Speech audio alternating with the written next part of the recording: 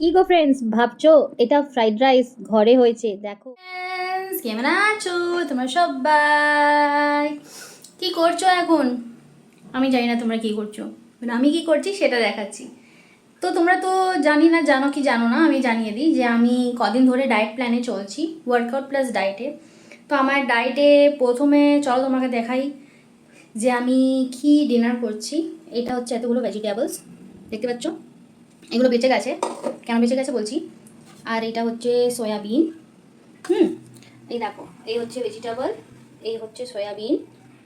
আর একদম অল্প অয়েলে, একদম লেস অয়েলে আমি এই ভেজিটেবলসগুলো দিয়েছি। দেখো, একদম লেস অয়েল, মানে তুমি ভাবতে পারবে না অয়েলটা কত কম। একদম লেস অয়েলে, কম অয়েলে দিয়েছি। এগুলোকে শুধু হিট করছি, দেখতে পাচ্ছ? এই ক্যাবেজ দিয়ে যে জলটা বেরোচ্ছে, জলের মধ্যে এইগুলো সিদ্ধ হচ্ছে।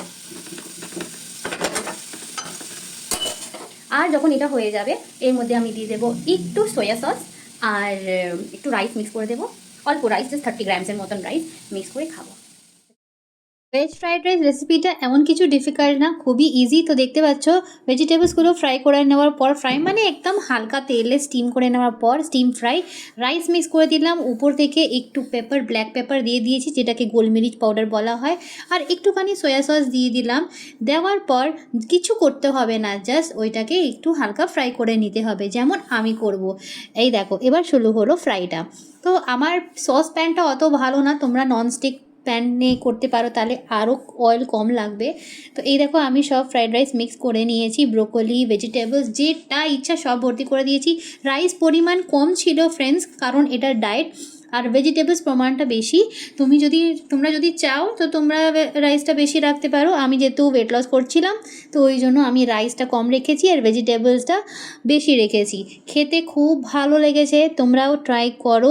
হ্যাঁ, হয়তো রেস্টুরেন্ট মতন টেস্ট আসবে না, বাট রেস্টুরেন্ট থেকে বেশি হেলদি আর বেশি সেফটি হবে।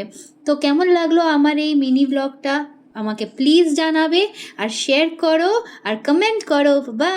হ্যাঁ গাইজ, একটা কথা তো বলতেই ভুলে গেছি, যে এই রেসিপিটা পুরোপুরি আমার কোনো ইউটিউব থেকে নেই। তো আমি তো খেয়ে নিয়েছি, আমার খুব ভালো লেগেছে। তোমরা ফ্রাইড রাইস কী করে বানাও সেটাও নিশ্চয়ই কমেন্টে শেয়ার করবে।